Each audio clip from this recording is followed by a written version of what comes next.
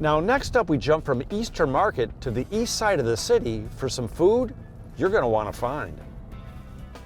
Now, if you know Africa, you know that that's where Morocco is. And if you know Moroccan culture, you know that their food is amazing. And if you have a car, you don't have to go far because Saffron De Twah is right here on Gratiot. Chef Omar Anani is a passionate powerhouse of food facts who made flavor his best friend.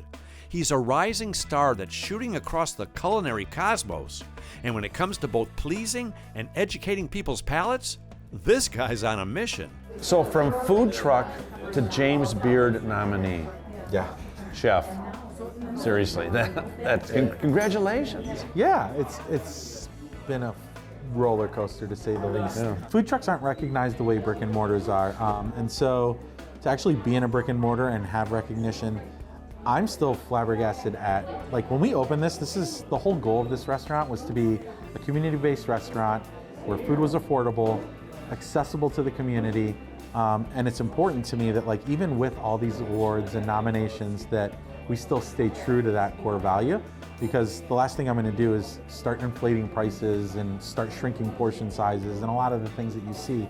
And it's very important for me to people to understand that we still are who we are, and we're still just trying to deliver fresh, great food at an affordable rate, you know? But you're the only Moroccan restaurant in Detroit, correct? Yes. My main concern was choosing a region and being very hyper-specific. However, with Middle Eastern food and North African food, there's so many stigmas that come with being from that region, or being Muslim, or being, you know, this, that, and the, or Arab, or, so what do they all say? Oh, it's Mediterranean. So it all gets lumped into this Mediterranean bubble, right? So in Detroit, where you're used to predominantly Lebanese cuisine, if you eat a Palestinian falafel, you're gonna be like, this doesn't taste right. Well, it's not that it doesn't taste right, it's that they make it different than the Lebanese, right? The Egyptians use fava beans. When did you get bit by the food bug? When you were a kid? I mean, I'm half Egyptian, half Palestinian, so I spent some time in Morocco, but the bug for me hit when I was a child. I remember as a kid, we were baking cupcakes one day, and my mom was like, here, you can decorate this cupcake. So I'm taking everything on the counter, I'm just mashing them into this cupcake. It was probably the most hideous thing on earth, but I put all my favorite candies into this cupcake. And I'm like, look, Mom, look what I made. And she looks at the cupcake and she's like, oh, wow, you can eat it. I'm like, I can't eat it, it's too pretty. She's like, what are you gonna do with the cupcake? So I remember hopping off the counter, I take this cupcake to my sister and I told her that I love her. And it's the first memory in my mind of her smiling.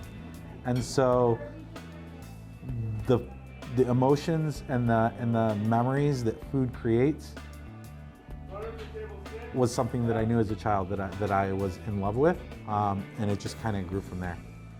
The food scene is changing in its diversity first, and then you're seeing a lot more vegan options now. You're seeing a lot more gluten-free stuff, and that comes back down to, you know, America's, like you said, a huge melting pot, right?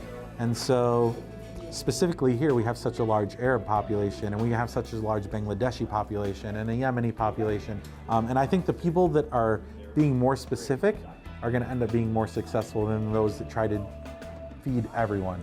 Because it comes back down to something my dad told me when I was younger.